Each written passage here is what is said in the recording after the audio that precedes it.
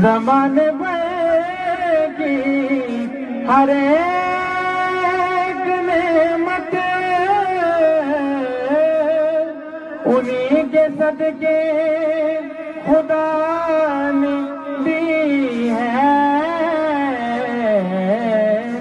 گر ان کی عزت پہ حرف آیا، گر ان کی عزت پہ حرف آیا، ہم اپنی عزت کو کیا کریں گے، گر ان کی عزت پہ حرف آیا۔ ناظرین کرام السلام علیکم ورحمۃ اللہ وبرکاتہ۔ آپ نے تھمبنیل دیکھ لی ہوگی اور سمجھ چکے ہوں گے کافی حد تک یہ بات میں کس کے تعلق سے کرنے کے لیے جا رہا ہوں۔ میں جان ایمان جان کائنات کے تعلق سے گفتگو کر رہا ہوں، یعنی پیارے آقا صلی اللہ تعالیٰ علیہ وسلم کی ناموس سے متعلق۔ آپ جانتے ہیں پورا عالم کفر جب بے بس ہوتا ہے، جب ان سے کچھ نہیں بن پاتا تو وہ اپنی خباثت، اپنی غلاظت اپنے منہ سے نکالتے ہیں اور آقا کے اوپر بھونکنا شروع کرتے ہیں۔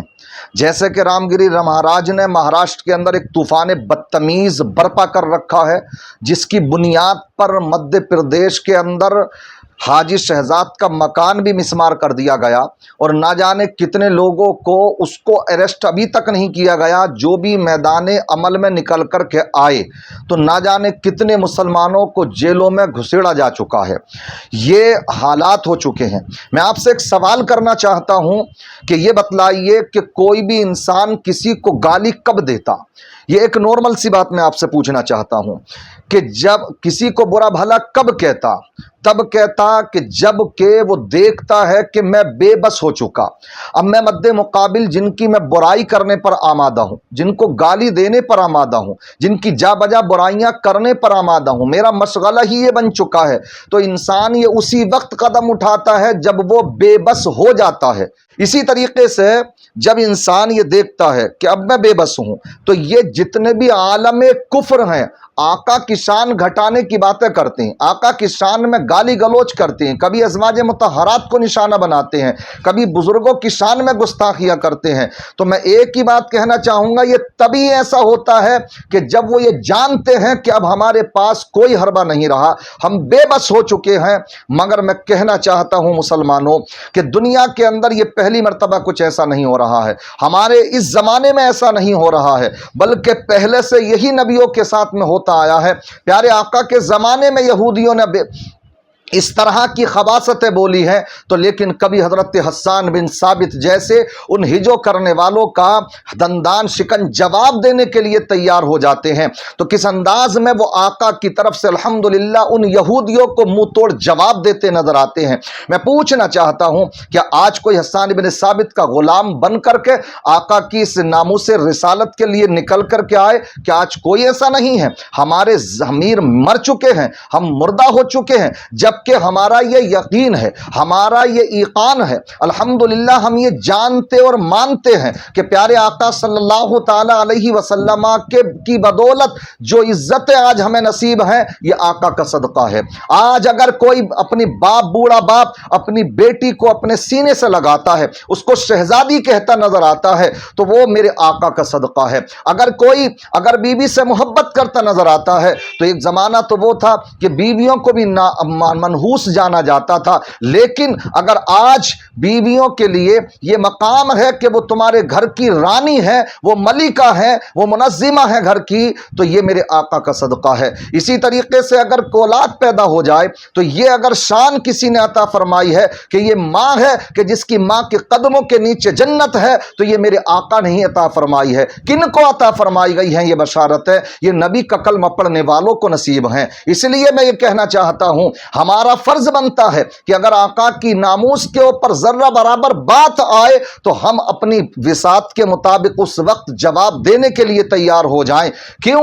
اس لیے اگر خاموش رہیں، ضمیر فروش ہو جائیں، ہمارے ایمان بک جائیں، اگر ہمارے اوپر ذرہ برابر بھی اثر نہ ہو سکے تو کسی نے کیا ہی خوب کہا کہ پھر تو ایسی صورت میں ہم جیسے لوگوں سے وہ گلی کا کتا بہتر ہوتا ہے کہ جس کو صرف ایک ٹکڑا نوالا ڈال دیا جاتا ہے تو وہ اپنے وقت مقررہ پر اس نمک کا حق ادا کرنے کے لیے، حق نمک ادا کرنے کے لیے وہ آ جاتا ہے، وہ کبھی گستاخی نہیں کرتا مالک کی۔ اسی لیے ہمارا تو یقین اور ایمان ہے، ہمیں جو عزتیں ملی ہیں یہ نبی کے صدقے میں، اور یہ تو الحمدللہ احادیث سے ثابت ہے کہ دنیا کے اندر جو کائنات اللہ نے بنائی، یہ جنت دوزخ بنائی، یہ تمام چیزیں بنائی ہیں، لوح و قلم بنائے ہیں، سب تمام یہ نبی کے صدقے میں بنائے ہیں۔ الحمدللہ اعلی حضرت علیہ الرحمت والرضوان جو فنا فی الرسول کے مرتبے پر فائز ہیں، عاشق رسول ہیں، سچے رضا، پیارے رضا، امام احمد رضا خان فاضل بریلوی علیہ الرحمت والرضوان اسی لیے تو پکارتے ہیں،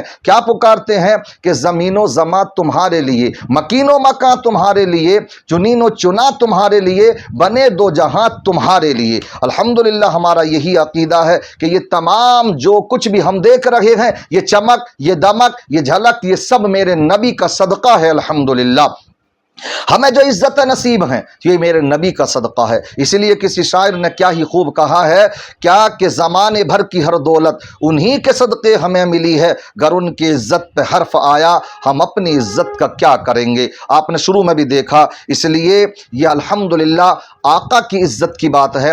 آقا کی عزت پر اگر بات آئی تو ہماری عزت کیا کریں گے، ہماری عزتیں پھر کہاں رہیں گی محفوظ۔ اسی لیے الحمدللہ ہمارا تو ایمان ہے کہ اللہ کی سرتاب قدم شان ہے یہ، انسان نہیں انسان، وہ انسان ہے یہ، اور قرآن تو ایمان بتاتا ہے انہیں، قرآن تو ایمان بتاتا ہے انہیں، اور ایمان یہ کہتا ہے میری جان ہے یہ۔ اور اعلی حضرت نے تو بات ہی ختم کر دی، کیا کہ جو لاسٹ بات کہی جا سکتی ہے کہ انہیں جانا انہیں مانا نہ رکھا غیر سے کام، انہیں جانا انہیں مانا نہ رکھا غیر سے کام، للہ الحمد میں دنیا سے مسلمان گیا۔ آپ نے دیکھا کہ مہاراشٹرا کے اندر امتیاز جلیل جو سابق سانسد ہیں، انہوں نے ابھی الٹیمیٹم دیا، انہوں نے یہ چیتاونی دی کہ اگر یہ اس طرح کی گستاخیاں کرنے والوں کو اریسٹ نہیں کیا جائے گا تو ہم نکلیں گے پھر میدان میں۔ ایک حد ہوتی ہے بات کرنے کی، ایک حد ہوتی ہے کسی بھی چیز کی، اور یہ بھی سن لو اگر تم روک سکتے ہیں تو روک لو۔ 5 دن کا ٹائم، 6 دن ہم بیٹھیں گے،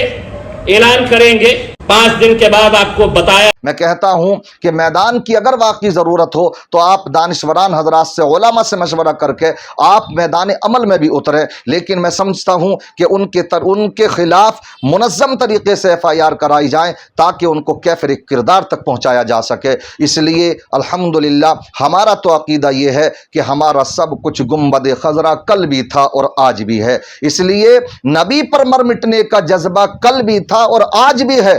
کیوں ہے یہ سب کچھ؟ اس لیے کہ ہمارے پاس جو کچھ بھی ہے یہ نبی کا ہی تو صدقہ ہے۔ اگر آقا کی عزت سلامت نہیں رہے گی تو پھر ہماری عزت کس کام کی ہیں؟ اس لیے مسلمانوں اپنی 12 ربیع الاول بھی آ رہا ہے، میں تو یہ پیغام دینا چاہوں گا، اپنے گھروں میں مجلس منعقد کیجئے، علماء کو بلائیں، اچھی تقاریر کرائیں، آقا کی سیرت کو خود بھی پڑھیے، علماء سے سنیے، محفلیں منعقد کیجئے، چرچے کیجئے۔ کیوں؟ اس لیے کہ ان کے چرچے کرنے سے آقا کی عزت میں کوئی بلندی نہیں آتی، بلکہ ان کی عزت کرنے سے الحمدللہ ہم عزت والے بن جاتے ہیں۔ رہے گا یوں ہی ان کا چرچا رہے گا، رہے گا یوں ہی ان کا چرچا رہے گا، پڑے خاک ہو جائیں جل جانے والے۔ وَعَلَيْنَا إِلَّا الْبَلَاغُ۔ السلام علیکم ورحمۃ اللہ وبرکاتہ۔